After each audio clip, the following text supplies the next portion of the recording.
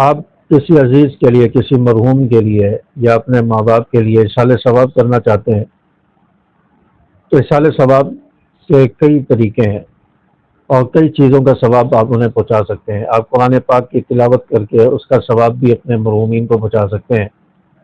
اللہ تعالیٰ سے دعا کر لے، یا اللہ جو میں نے قرآن پاک پڑھا اس کا ثواب میرے فلاں عزیز یا والدین کی روح کو پہنچا۔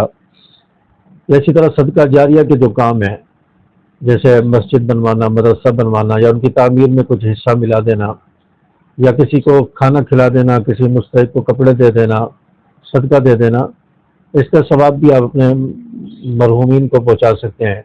سبیل لگا دینا، کنواں کھدوا دینا، یہ نیک عمل ہے اور صدقہ جاریہ کے کام ہے۔